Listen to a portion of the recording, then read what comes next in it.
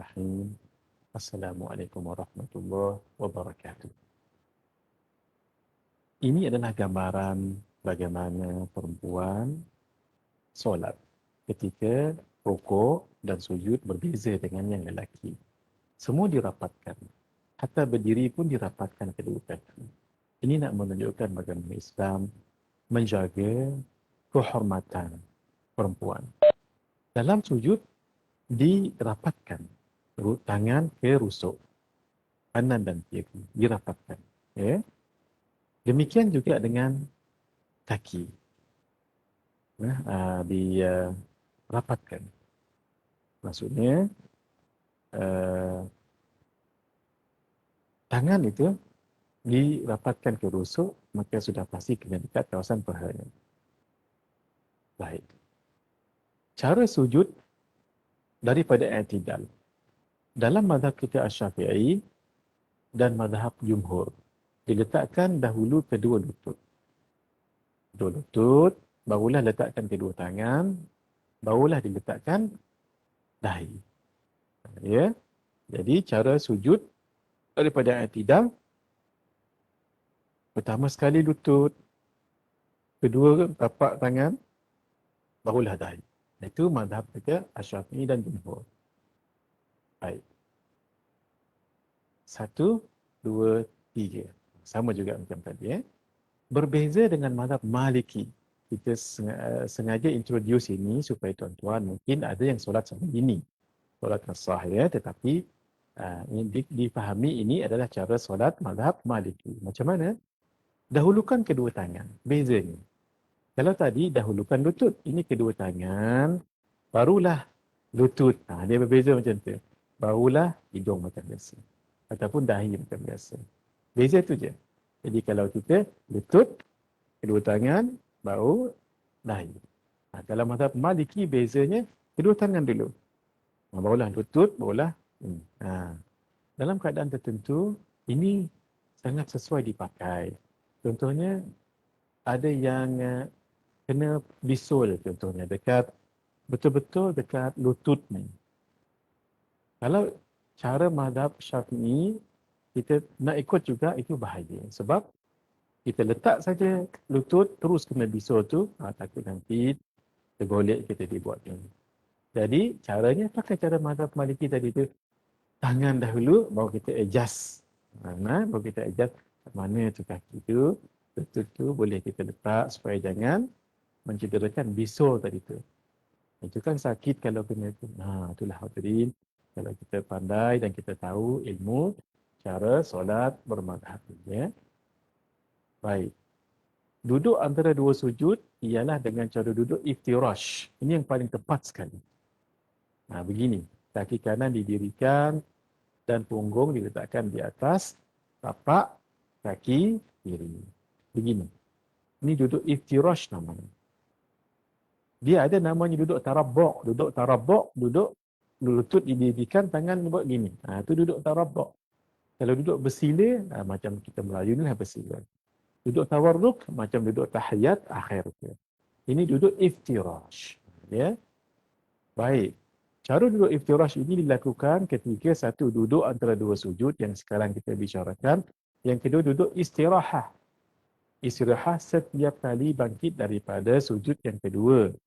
Nak naik ke rakaat seterusnya. Ya, kita sujud, kita duduk istirahah, duduk rehat namanya. Tapi keadaan duduknya sama juga. Duduk iftirash.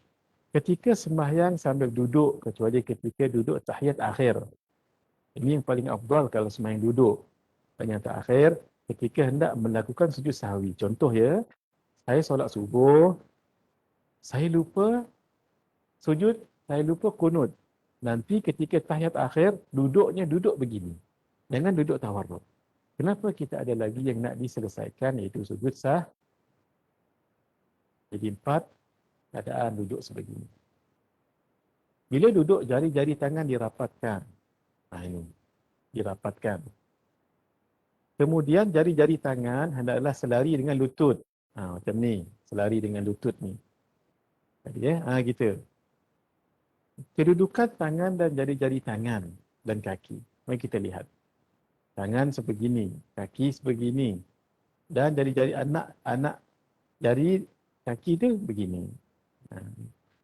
Baik, hadapkan jari-jari kaki ke jari-jari kanan ke kiblat. Ini jari-jari hadap ke kiblat. Kalau boleh. Jadi adik ni dia masih badan dia masih slim macam ni, bolehlah. Tapi mungkin ada yang dah besar, maaf ya, badannya sudah agak berisi, mungkin payah nak lipatkan kaki jari-jari kaki kanan ke kiblat. Cara naik daripada sujud ke rakaat seterusnya. Mazhab kita Syafi'i dan Maliki sama. Caranya ialah selepas duduk istirahat, ya, letakkan kedua tangan dahulu. Tangan ini nanti akan menekan sehingga lutut pun terangkat. Tekankan kedua tangan ke tempat sujud sehingga terangkat kedua-dua lutut. Ni kan terangkat lutut ni. Tolak ke atas. Begini. Tekankan kedua tangan dan tolak supaya badan naik ke atas begini. Ya. Baik. Itulah caranya. Mazhab kita Syafi'i dan mazhab Maliki. Mazhab lain begini. Mazhab Hanafi dan Hambali macam tadi. Macam biasa. Letakkan lutut dahulu. Tegakkan kedua kaki dan letakkan kedua lutut dahulu. Untuk bangun dengan perut jari kaki dengan bantuan dua lutut tekan.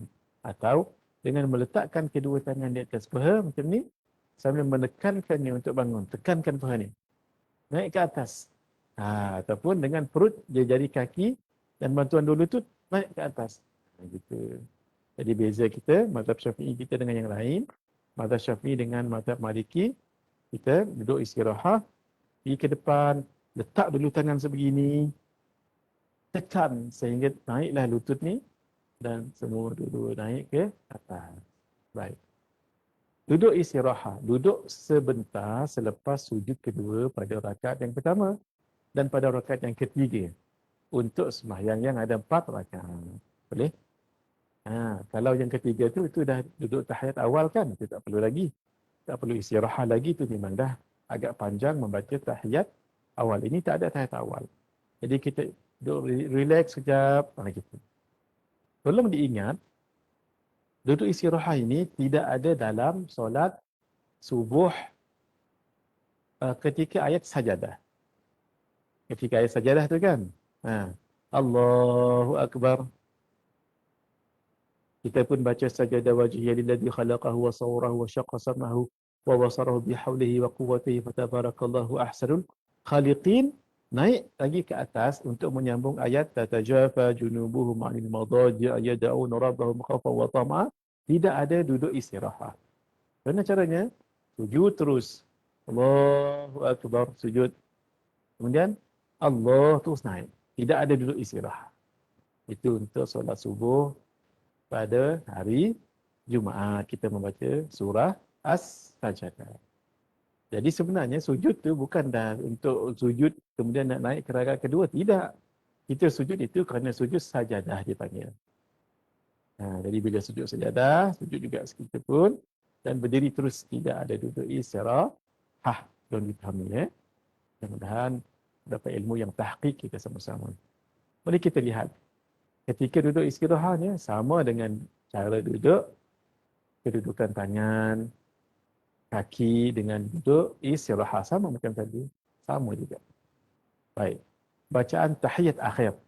Yang merah ini, inilah yang wajib dibaca. At-tahiyyatul mubarakatus salawatut thayyibatu lillah. Assalamu alayka ayyuhan nabiyyu wa rahmatullahi wa barakatuh. Assalamu alayna wa ala ibadillahis salihin. Asyhadu an la ilaha illallah. Bawa angkat tangan. Jari. Wa asyhadu anna sayyidana. Boleh? Atau wa asyhadu anna Muhammadan Rasulullah. Allahumma salli ala Sayyidina Muhammad. Berhenti.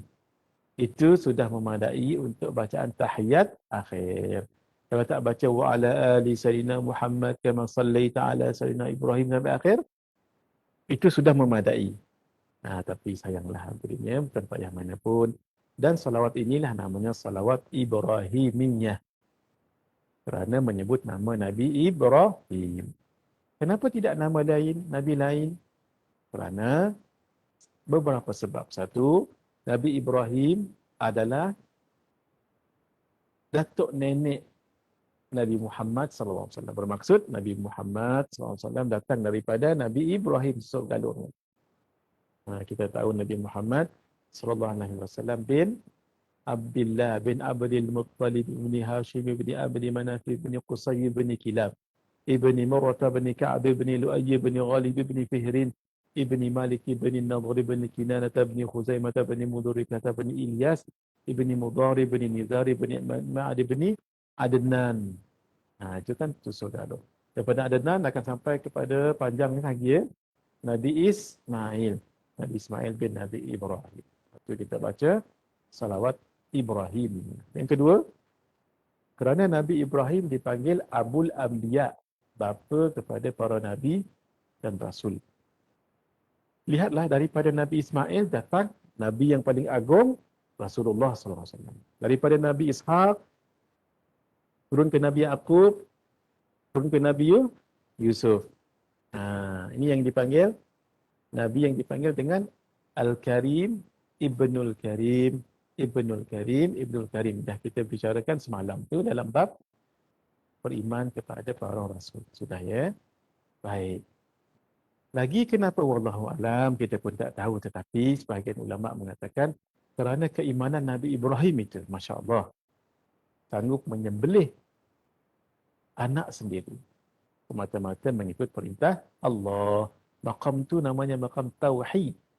Tauhid yang sangat kuat sehingga sanggup sembelih anak sendiri kerana menjunjung perintah Allah Azza wa Jalla. Jadi pangkat ini sangat tinggi, tetapi tak dapat lawan keimanan dan pangkat Nabi Muhammad sallallahu alaihi wa alihi wa sahbihi wa baraka wasallam. Baik, kita baca sampai akhir ya. Allahumma salli ala Sayyidina Muhammad. Itu sangat bagus kita sebut taswid. Kita guna taswid Sayyidina. Adabnya, adab kepada Nabi. Wa ala ali Allahumma salli ala Sayyidina Muhammad. Selesai di situ. Kalau nak sambung, wa ala ali Sayyidina Muhammad kama sallaita ala Sayyidina Ibrahim wa ala ali Sayyidina Ibrahim wa barika ala Sayyidina Muhammad wa ala ali Sayyidina Muhammad kama barakta ala Sayyidina Ibrahim wa ala ali Sayyidina Ibrahim fil alamin innaka Hamidum Majid. Itu namanya salawat Ibrahimiyah dengan lengkap. Baik. Dalam keadaan duduk membaca tahiyat akhir tadi, itu namanya duduk tawarruk. Cuba tuan-tuan perhatikan kakinya tu.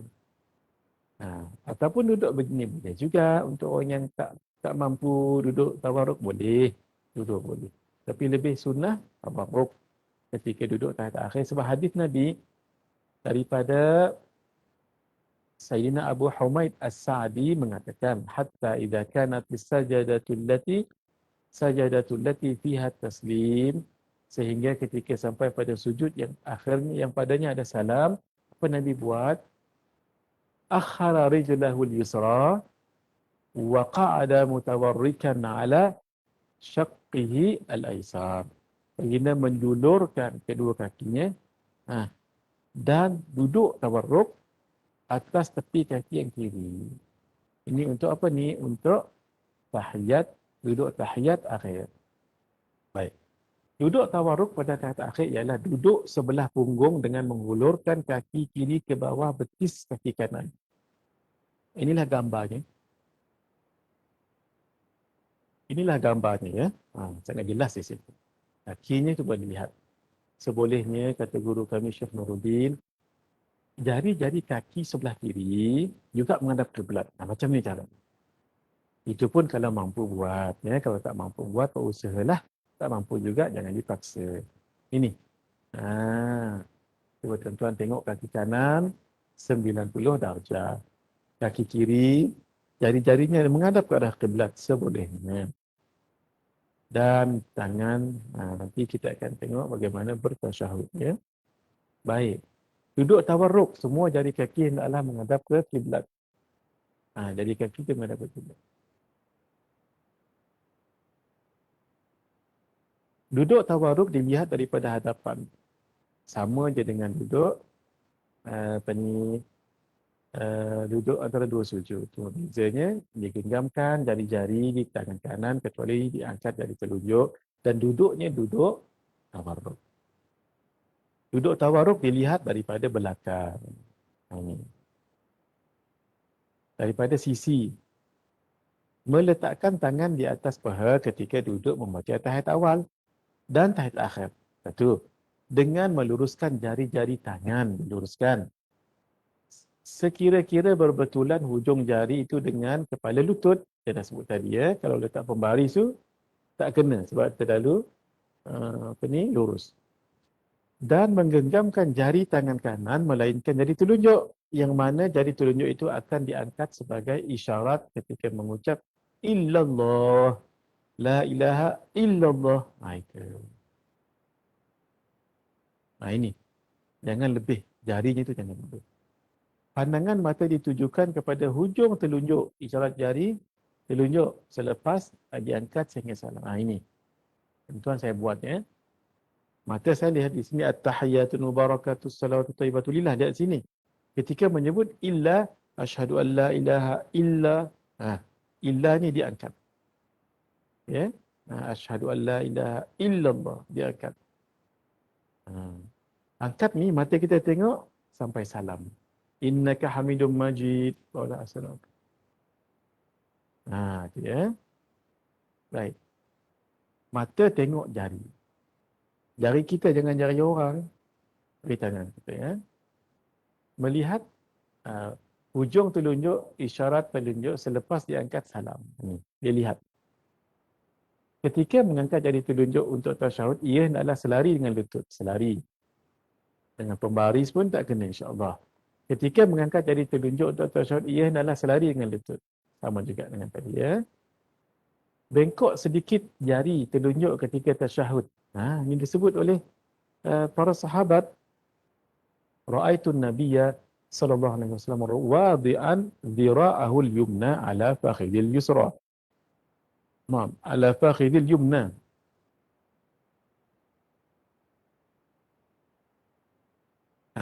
Aku melihat Nabi SAW meletakkan sikunya yang kanan di atas pahanya yang kanan.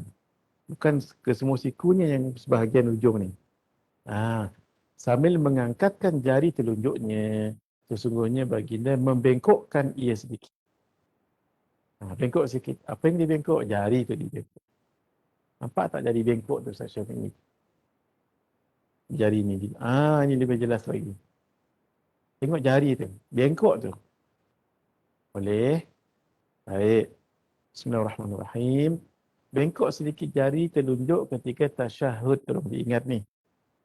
Tolong diingat. Sampai bila-bila ya.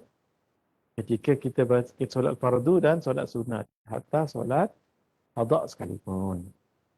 Dibengkokkan. Khilaf tentang menggerakkan jari telunjuk ketika tasyahud awal ataupun tasyahud akhir. Mazhab Hanafi, semua jari dilepaskan, angkat ketika ucap kata Nabi, la. Dalam mazhab Maliki, semua jari digenggam selain jari telunjuk. Semua jari digenggam kecuali jari telunjuk. Dan ibu jari digerakkan ke kanan dan ke kiri secara perlahan gini. Mazhab Maliki. Mazhab kita Syafi'i macam biasa, angkat ketika mengucap kata ibadat illa, dibengkokkan sikit tanpa menggerak-gerakkannya. Mazhab Hambali, angkat setiap kali mengucapkan lafaz Allah. Allah. Allah. Tanpa menggerak-gerakkannya. Tak gerak-gerak. Tapi ketika tertentu sahaja. Boleh ya? Mari kita buat kesimpulan untuk 4 mazhab ini. Mazhab Hanafi dulu. Ini lutut saya, tangan dilepaskan begini, tak digenggam. At-tahiyyatul mubarakatus salawatut thayyibatu lillah sampai habis. Asyhadu an la pada kalimah tauhid ini itu jadi angkat sekejap. Asyhadu an la ilaha illallah turun balik wa asyhadu anna Muhammadar Rasulullah. Itu terus saja, tidak ada buat lagi. Masya-Allah. Mazhab Maliki ini ni itu menjadikan tangan 53 ataupun 35. Khamsan wa thalathin 53. Ini nombor 3 dah marapkan. Nombor 5. Jadi angkatnya, angkat, ni geraknya kiri kanan. At-tahiyyatul mubarakatus salawatu thayyibatu lillah sampai habis. Mazhab Syafi'i kita, illa tu angkat. Asyhadu an la ilaha illa, il tu diangkat. Asyhadu an la ilaha illallah wa asyhadu anna Muhammadar Rasulullah. Dia angkat. Ha? Jangan digerak. Asyhadu an la ilaha illallah. Jangan digerak-gerak sampai habis. Mazhab Hambali pula mengangkat setiap kali menggunakan lafaz Allah Jalalah. Tengok ya. At-tahiyyatul mubarakatus salawatut thayyibatu lillah. Angkat. Setiap kali nama Allah diangkat, maka hendaklah digerakkan ke atas. At-tahiyyatul mubarakatus salawatut thayyibatu lillah. Angkat. Turun balik. Assalamualaikum ayuhan nabiy wa rahmatullah. Setiap kali nama Allah dia angkat. Angkat. Wa barakatuh. Assalamu alayna wa ala ibadillahis salihin. Angkat. Assalamu alayna wa ala ibadillah as-salihin. Ashhadu an la ilaha illallah wa ashhadu anna Muhammadar Rasulullah. Allahumma. Setiap kali nama Allah diangkat tanpa menggerak-gerakkan. Cuma diangkat saja. Sekali-sekala. Untuk lafaz jalalah. Setiap kali berjumpa nama Allah, begitulah diangkat. Tapi bukan berterusan macam ni. Masya Allah. Salam sebelah kanan, jadi telunjuk tidak diturunkan sehinggalah selesai salam kedua. Ini sama juga ya. Perhatikan, walaupun dah tahiyat awal, walaupun dah salam, tapi jari masih macam tu. Ini pun sama juga. Walaupun dah salam sujud akhir, salam kedua, jari telunjuk tidak diturunkan sehinggalah selesai salam kedua. Ini. Berpaling muka ke kanan ketika memberi salam yang pertama dan berpaling muka ke kiri ketika memberi salam yang kedua. Sunat. Kalau begini, Assalamualaikum warahmatullahi. Assalamualaikum warahmatullahi. Sah? Sah. Tetapi lebih afdal Assalamualaikum sini warahmatullahi. Allahumma inni as'aluka ridhaka wal jannah. Assalamualaikum dekat sini warahmatullahi. Itu. Kom dulu baru warahmatullahi. Boleh? Berpaling muka kanan kiri itu adalah sunnah. Assalamualaikum warahmatullahi. Sini ya. Assalamualaikum warahmatullahi. Assalamualaikum warahmatullahi. Gitu. Kanan. Ini kiri. Mengusap muka selepas salam. Allahumma dhab anil hamma wal hazan. Allah ashhadu an la ilaha illallah ar-Rahmanur Rahim. Allahumma dhahab anil hamma wal hazan. Aku naik saksi bahawa tiada Tuhan yang disembah melainkan Allah yang Maha Pemurah lagi Maha Pengasih. Ya Allah, hilangkanlah daripadaku segala kegunahan dan kedukaan, kesedihan. InsyaAllah. Mudah-mudahan Allah akan hilangkan kesedihan itu. Boleh juga membaca waqulil hamdulillahilladzi lam yattakhidh walada wa lam yakul lahu syarikun fil mulk wa lam yakul lahu waliyyun minadh-dhul wa kabbirhu takbira. Boleh juga kita baca begitu. Itu sangat bagus. Saya masa kecil diajar oleh guru baca yang ini. Allahumma qul ma qaddamtu wa ma akhartu wa ma asrartu. Jadi yang ini dibaca ketika mengusap muka tadi. Bacaan Allahumma qul ma qaddamtu wa ma akhartu tadi selepas innaka hamidum majid ya. Baik. Yang ini kata ulama, amalan ini khas untuk mudah-mudahan jangan terbakar. Apa yang tak terbakar? Rumah, kereta, pejabat. Kita ijazahkan pada tuan-tuan baca ini sebelum keluar daripada kereta nak masuk ke pejabat. Jadi sebelum kita dah berhenti dah ni. Baca ni dulu. Wa qulil hamdulillahilladzi lam yattakhidh walada wa lam yakul lahu syarikun fil mulk wa lam yakul lahu waliyyun minadh dhul wa kabbirhu takbira. Selepas salam, ya. Kalau di dalam kereta dibaca, di rumah dibaca, dalam premis dibaca, dalam pejabat baca, insya-Allah kata ulama. Inilah dia amalan. Mudah-mudahan tak terbakar tempat yang dibaca itu. Kalau rumah, insya-Allah dijaga rumah. Kalau kereta dijaga kereta, ya. Al-Faqir, kita ijazahkan tuan-tuan dan puan untuk mengamalkan bacaan ini, ya. Bukan sahaja lepas solat, tapi kita nak naik ke pejabat ni, awal pagi datang kan nak lock kereta tu, bacalah. Wa qulil hamdulillahilladzi lam yattakhidh walada wa lam yakul lahu syarikun fil mulk wa lam yakul lahu waliyyun minadh dhul wa kabbirhu takbira. Itu, ya. Perbezaan antara lelaki dan perempuan ketika solat, kalau lelaki merenggangkan kedua belah siku dengan rusuk ketika rukuk dan sujud, ketika mengangkat kedua tangan pada takbiratul ihram dan takbir intiqalat. Allah, ni. Kedua tangan renggangkan kedua belah siku. Dirusuk. Allah. Nah, untuk takbiratul ihram. Kemudian untuk takbir intiqalat, Allahu Akbar. Sami Allahu liman hamidah. Allah. Itu nama tu maksudnya takbir intiqalat. Kalau perempuan beza, merapatkan sebahagian daripada anggotanya seperti merapatkan kedua belah siku dengan rusuk ketika rukuk dan sujud. Begitu juga ketika mengangkat kedua tangan pada takbiratul ihram. Ini je. Allah ini, kan Allah tidak, tapi ni. Rapatkan. Allahu Akbar.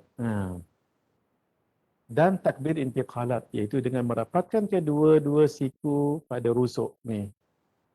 Kerana dengan cara demikian akan lebih melindungi perempuan tadi. Yang kedua, disunatkan membaca dengan kuat nyaring ketika membaca surah, ketika solat pada sembahyang yang dibaca nyaring. Apa dia? Subuh, maghrib, isyak, baca kuat bacaan. Dan disunatkan. Tapi perempuan merendahkan suaranya ketika membaca bacaan dalam sembahyang untuk mengelakkan fitnah. Gitu, ya. Baik, kita sedikit lagi. Jika berlaku sesuatu di dalam sembahyang, contohnya menegur kesilapan imam, disunatkan orang lelaki bertasbih Subhanallah. Itu. Dengan suara yang tinggi, dengan niat zikrullah. Seorang cukup. Jangan satu masjid, Subhanallah. Subhanallah, suara cukup. Mungkin suara dia kecil, seorang boleh tolong lagi. Subhanallah untuk mengingatkan imam. Tapi untuk perempuan tak. Perempuan menepuk dengan memukul belakang tangan, memukul belakang tapak kanan kiri dengan menggunakan tangan kanannya, gini. Gitu. Untuk perempuan, kalau menegur suami ataupun menegur kawan-kawan perempuan yang jadi imam. Baik. Aurat lelaki antara pusat dan lutut. Perempuan seluruh anggota badan, kecuali adalah aurat. Seluruh anggota badan wanita, perempuan adalah aurat. Kecuali muka dan tapak tangan. Baik, mari kita lihat untuk yang perempuan menebalkan jilbabnya. Merenggangkan jilbabnya bagi luas. Ketika rukuk, sujud untuk mengelakkan daripada dilihat bentuk badan yang jelas. Walhal kita tengah solat kan. Untuk yang lelaki tidak perlu. Menebalkan jilbabnya dan merenggangkan jilbabnya ketika rukuk dan sujud untuk mengelakkan daripada dilihat bentuk badan dengan jelas. Baik. Hadirin, untuk tingkatan niat pasal ke-25 sekali lagi kita lihat 5 minit untuk kita masuk sekali lagi insya-Allah. Hadza wa billahi taufiq wal hidayah. Wassalamualaikum warahmatullahi wabarakatuh.